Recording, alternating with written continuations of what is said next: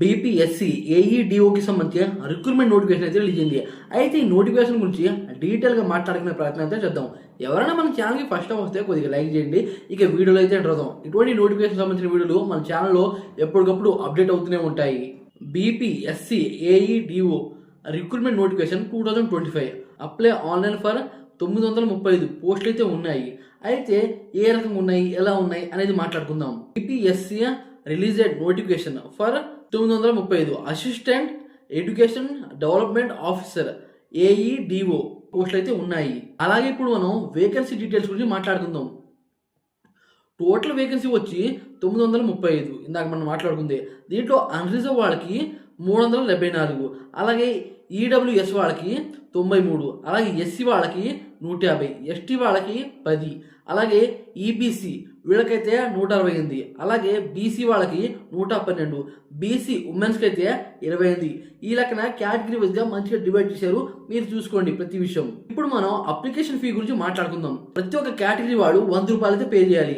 అలాగే biometric, Aadhaar not provide, 200 అడ్మిషనల్. ఈ రకంగా అప్లికేషన్ ఫీజు అయితే ఉంది. ఇప్పుడు మనం ఇంపార్టెంట్ డేట్స్ గురించి మాట్లాడుకుందాం. ఈ నోటిఫికేషన్ రిలీజ్ వచ్చి ఆగస్ట్ 22, 2025 అయితే రిలీజ్ అయింది. అప్లై ఆగస్ట్ 27 అప్పటి నుండి సెప్టెంబర్ 20 దాకా అయితే ఉంది. అప్లై ఆన్లైన్ 27 ఆగస్ట్, అదే కాకుండా 26 సెప్టెంబర్ దాకా 2025.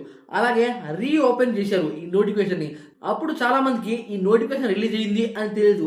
దాని కారణంగా మళ్ళీ రీఓపెన్ అయితే చేశారు. అదే డిసెంబర్ 5 నుండి 12 దాకా. అలాగే ఎగ్జామ్ డేట్ వచ్చి జనవరి 10 లేదా 16 అయితే ఉంటుంది 2026లో. ఇది కూడా మీరు చెక్ చేసుకోవాలి. ఇప్పుడు మనం ఏజ్ లిమిట్ గురించి మాట్లాడుకునే ప్రయత్నం అయితే చేద్దాం. జనరల్ మేల్ వాళ్ళకైతే 21 నుండి 37 సంవత్సరాల దాకా అయితే ఉండాలి. అలాగే జనరల్ బీసీ, ఈబీసీ ఫీమేల్ వాళ్ళకైతే 21 నుండి 40 సంవత్సరాల దాకా అయితే ఉండాలి.